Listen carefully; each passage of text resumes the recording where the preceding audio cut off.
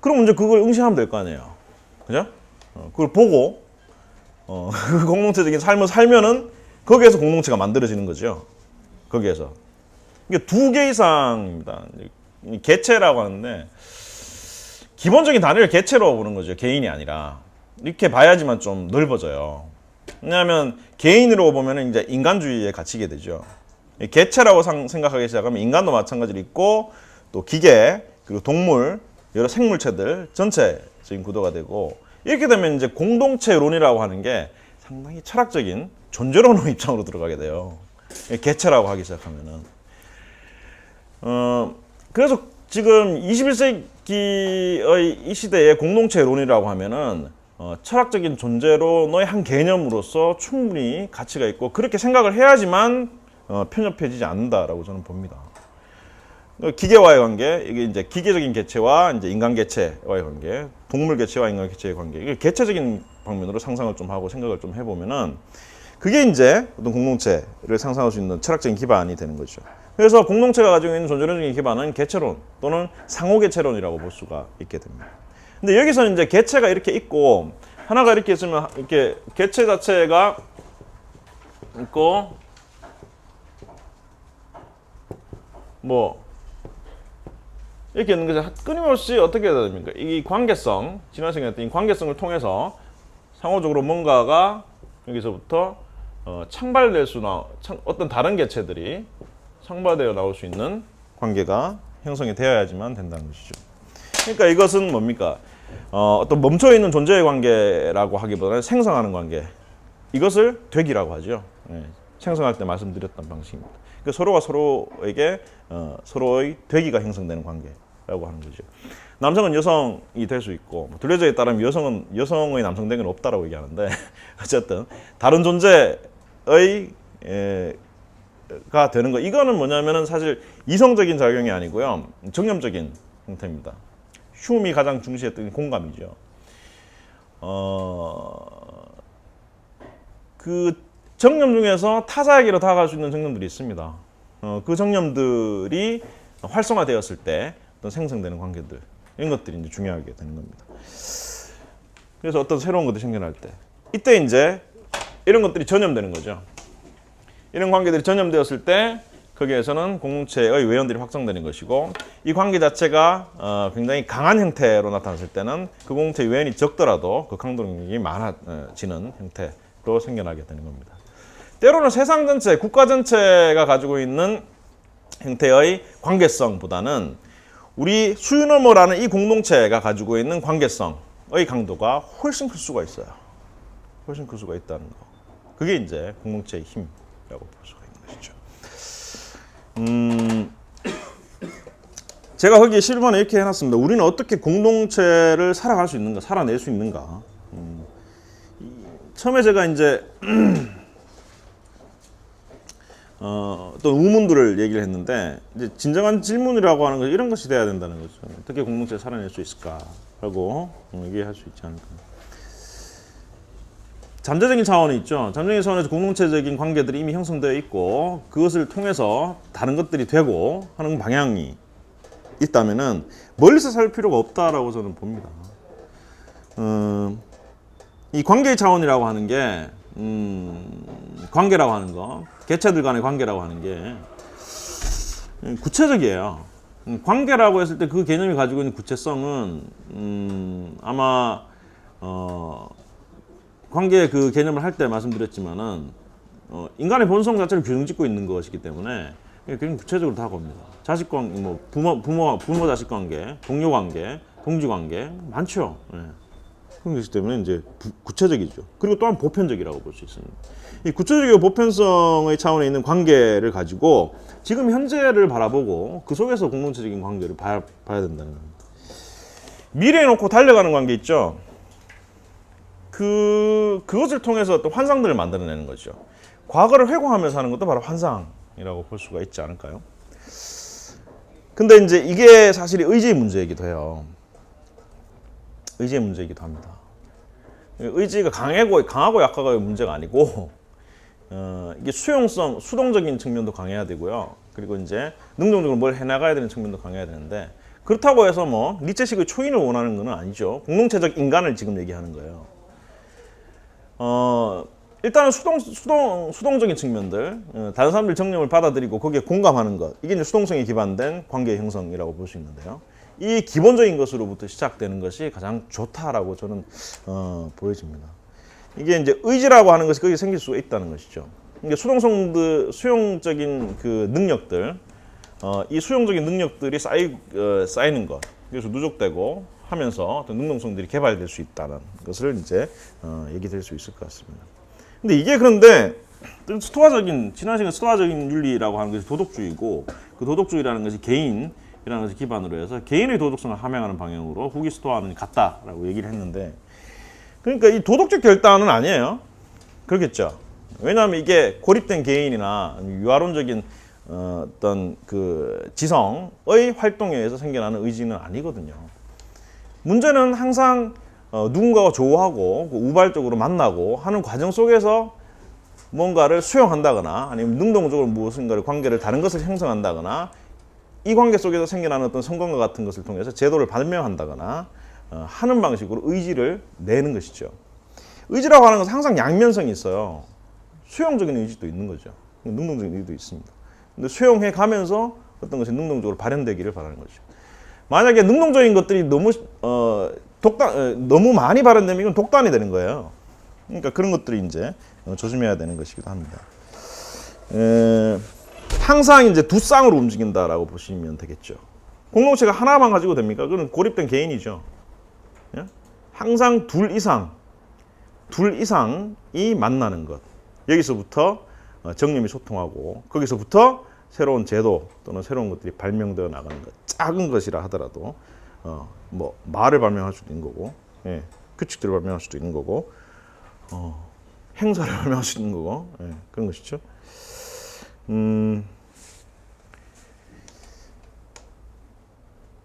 그리고 마지막으로 한번 얘기 좀 하죠. 이게 이제 처음에 제가 오늘 강의 시작하면서 적극적 허무주의에 대해서 얘기했는데요.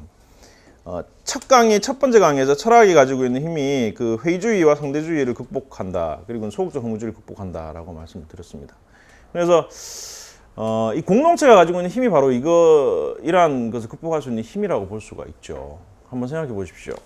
고립된 개인으로서 살아갈 때 그는 항상 회의주의와 상대주의 위협 아래 있게 되어 있어요.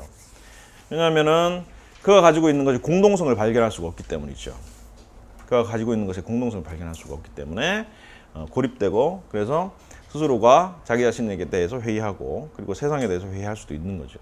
그리고 또한 자기가 가지고 있는 것에 대한 그 진실성, 자기가 가지고 있는 의견이 가지고 있는 진리성, 진실성에 대한 확신이 없게 돼요. 그렇게 되면 이제 허무주의에 빠지게 된 것이죠.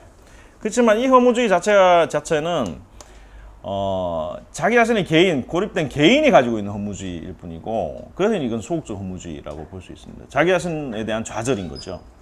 근데 이것이 극복되려면은 둘 이상의 쌍이 만나서 공동성들을 일궈내고, 그것이 전염되었을 때 더 큰 공동성 또는 더 강한 공동성이죠. 크거나 강하거나 이런 공동성들 속에서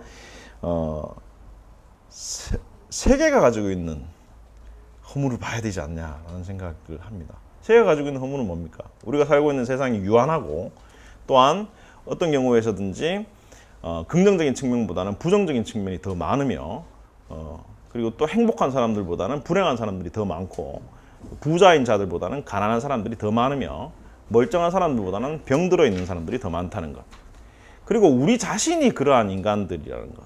그리고 혹시 그러한 허무, 세상의 허무, 폐허와 같은 허무에 우리가 협력하고 있다는 것까지 직시하실 때, 그것이 바로 적극적인 허무주의라고 볼 수 있고, 거기에서부터 또 다른 교전 상황이 일어날 수가 있게 된 것이죠. 무슨 교전 상황이겠습니까? 그러한 시면들을 바라보고 그 시면 위에 새로운 세계, 세상들을 발명해 나가는 것. 이것이 이제 그 적극적인 허무주의를 밟고 적극적인 허무주의를 이행해 나가는 것이 되고, 그 새로운 세계를 발명한다라고 하는 것이 바로 공동체성을 발명해 나가는 것이라고 볼 수 있습니다. 그것은 크고 대단한 것이 아니고 작은 것부터 시작되는 것. 자기 삶에서 타자들을 만나고 그 타자들의 범위를 넓혀가거나, 아니면 타자들의 만남 속에서의 관계의 강도를 높여가는 것. 이것이 이제 굉장히 중요한 것이라고 할 수 있을 것 같습니다. 거기 8페이지에 보시면은 12에 에피쿠로스, 스피노자 그리고 들레즈 얘기를 제가 좀 하려고 했었는데 오늘 좀 시간을 약간 더 쓰겠습니다. 조금 약간 시작할 때부터 조금 늦게 시작해서 에피쿠로스, 스피노자, 들레즈는 제가 들레즈는 간간히 얘기하고 에피쿠로스, 스피노자는 좀 길게 얘기한 적도 있죠. 이렇게 생각하시면 되죠. 그 개체성이라는 존재론적인 구도는 이제 들레즈의 존재론이라고 볼 수가 있고 또는 뭐 이 존재를 가지고 있는 강점이라고 하는 것은 인간 중심주의를 벗어나게 되고 그리고 이제 다른 개체들과의 관계와 그 관계 속에서 일어나는 운동들을 중시한다는 것이죠. 그리고 잠재성의 차원을 인정한다라고 하는 것이 들레즈의 존재론이라고 볼 수 있습니다.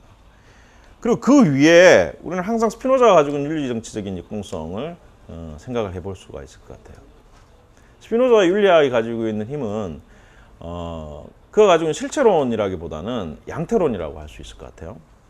그러니까 양태들 간의 변용이라는 개념이 있습니다. 지난 시간 제가 이렇게 그림 그려서 말씀을 드렸던 게 이제 기억이 나면 좋은데 양태들이라고 하는 우리 개인들이기도 하고요. 또한 내 신체의 각 부분도 양태들이에요. 근데 이 양태들은 들레즈적인 의미에서의 개체라고도 볼 수가 있습니다. 양태들 간에 형성되는 변용 과정들, 이것이 바로 되기예요. 서로가 되는 과정들. 어떤 감정들을 바라고 그것을 수용하고 하는 과정들, 어떤 일을 같이 해나가고 공부를 같이 해나가고 일을 같이 해나가는 과정 속에서 생겨나는 정념들 또는 계획들, 이성적인 기획들 이런 것들이 서로 되기의 과정 속에서 새로운 것들을 창발하게 되는 것이죠. 그 속에서 어떤 스피노자적인 의미의 지복 같은 것들이 생겨날 수도 있겠죠. 그리고 미시적인 측면에서는 에피쿠로스가 얘기했던 쾌락의 측정이라든지 고통의 측정, 그리고 결과적으로는 우정이라고 하는 것. 스피노자적인 의미에서는 이것은 연대의 과정이라고 볼 수 있어요. 근데 에피쿠로스적인 의미에서는 이것은 우정의 과정이라고 할 수 있겠죠. 에피쿠로스는 무엇을 중시했습니까? 우정을 중시했죠. 근데 이 우정이라는 건 한계가 있다고 늘 말씀드렸습니다. 연대 과정이 없는 거죠. 외부성에 대한 차단막이 있죠. 에피쿠로스는. 그것을 차치하고 에피쿠로스가 가지고 있었던 그 쾌락주의의 윤리학, 항상 유한성을 자각하고 그 유한성 안에서 쾌락을 측정하고 지금 당장의 쾌락이 아니라 어떤 정신적인 쾌락들 이런 것들을 이제 항상 측정하고 재는 과정들 이런 과정들이 미시적인 측면에서 우리가 지켜가 나갈 수 있는 것들이 아닌가라는 생각을 합니다. 한번 강의안을 들춰보시면요, 에피쿠로스 부분에서 제가 진하게 표시해서 뭐라고 써놓은 게 있어요. 그런 부분들 앞부분 강의에서 그런 부분들 한번 참고를 했으면은 좋지 않을까라는 생각을 합니다. 제가요 왜 시간을 더 있었으면 좋겠다 했냐면은 이 개념들 지금까지 했던 개념들을 한번 종합을 해야 되기 때문이죠.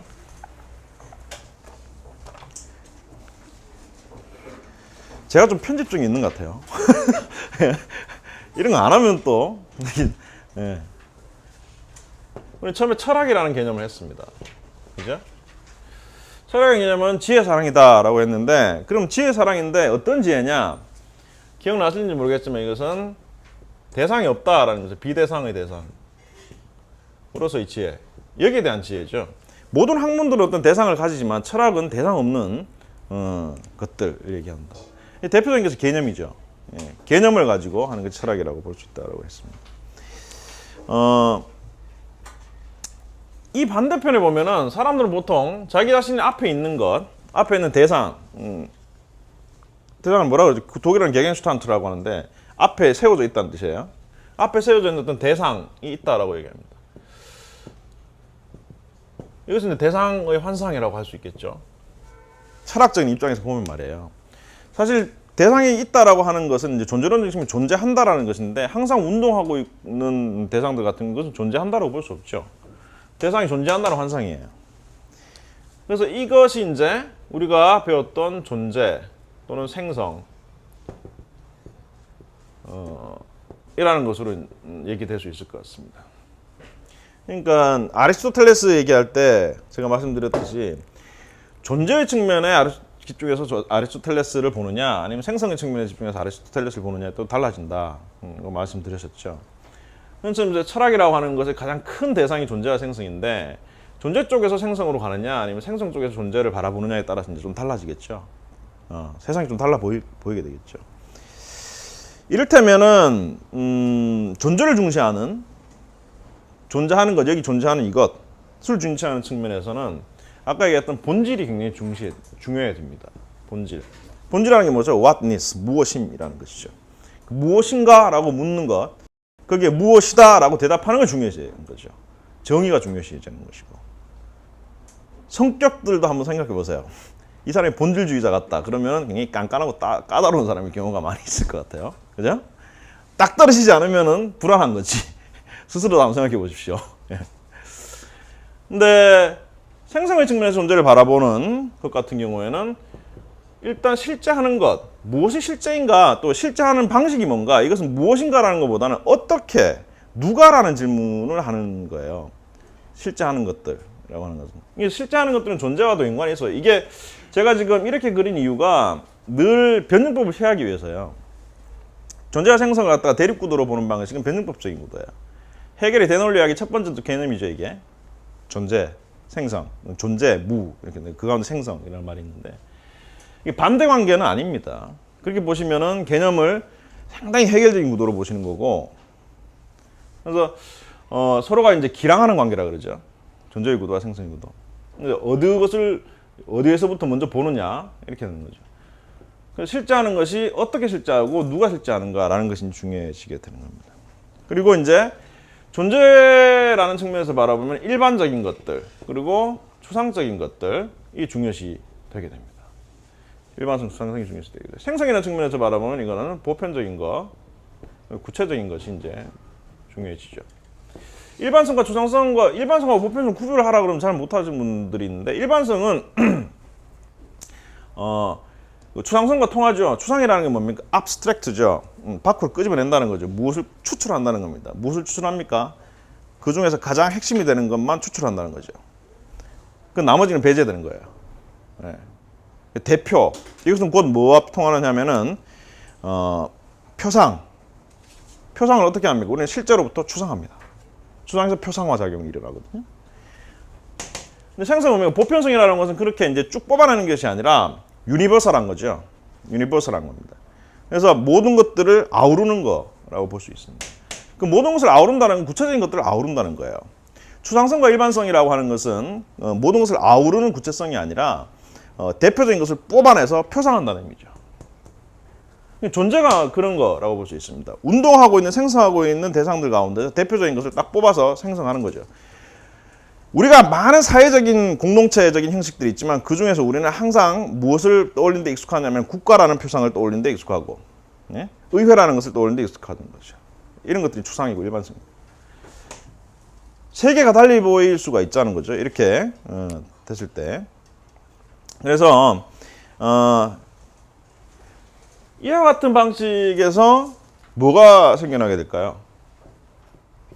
근대 이후 주체라고 하는 것이 생겨나게 되겠죠. 주체. 주체라고 하는 것을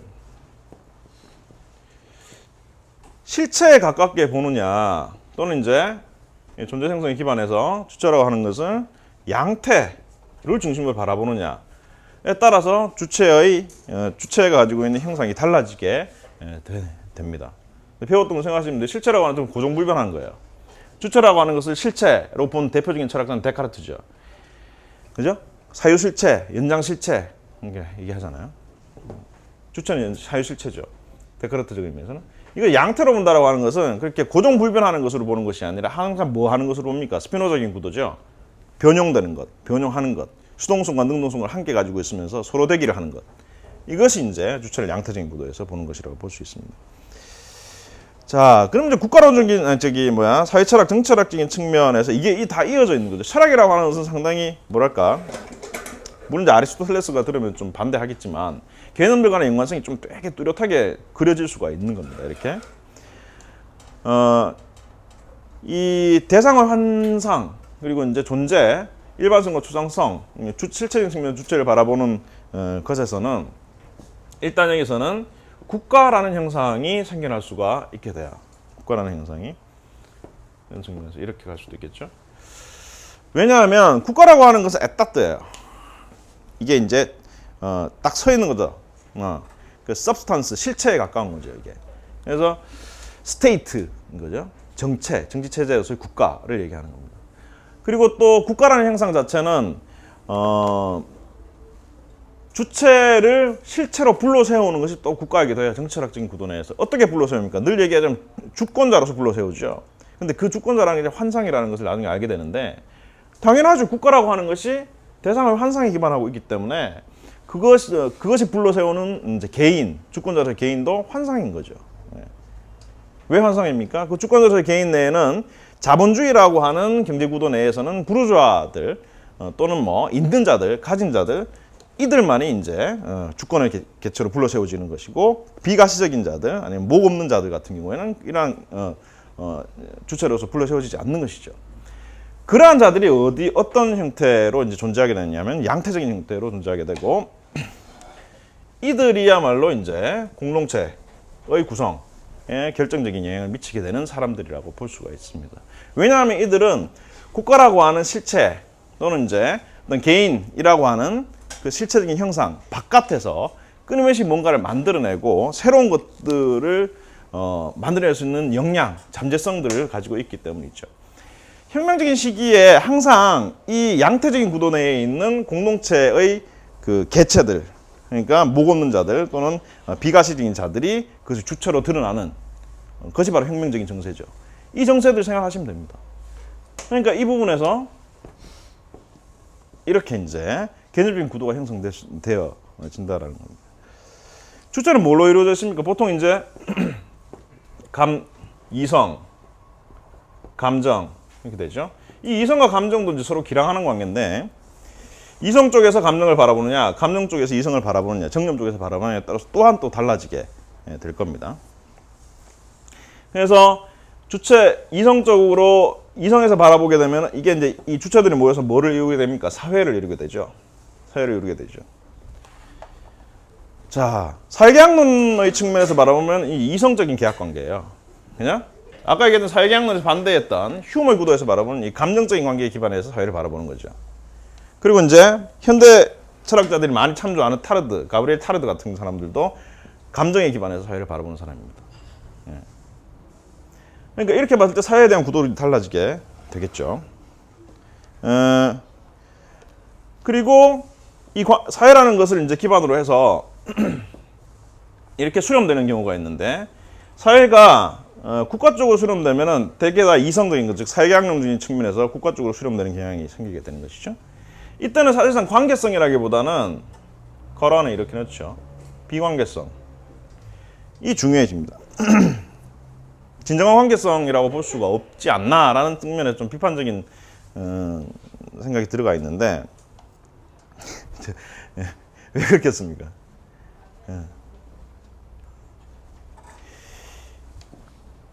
이게 당사자들만 중요한 관계예요. 이건 국가적인 관계는 당사자라고 하는 말이 있죠. 당사자, 분쟁 당사자, 예? 법률적 당사자, 경제적 당사자, 그리고 불러 세워져요. 소비자라는 주체로 불러 세워지죠. 그리고 또 생산자라는 주체가 됩니다. 노동자, 자본가, 이런 것들이 전부 다 여기에서 사회라는 것에서 풀릴 수 있는 관계성 자체를 깨는 거예요. 예. 그리고 또 지금은 뭡니까? 21세기 신자유주의 시대의 주체들은 무엇으로 보통 호명된다고 그러죠? 채무자, 채권자. 하나요? 우리 전부 다 채무자예요. 카드 안 쓰시는 분 있나요? 없죠? 완전 채무의 세계죠, 이게. 그래서 책도 나왔죠? 예. 전부 다 빚덩어리들, 우리는 지금 빚덩어리들 주체예요. 예. 그런 식으로 호명되는 겁니다. 그러니까 이것은 비관계성이에요. 사람들과의 관계를 단락시켜버리는 거예요. 왜냐하면 이게 이제 채무자, 채권자라고 하는 실체성을 부여하는 거예요, 그게.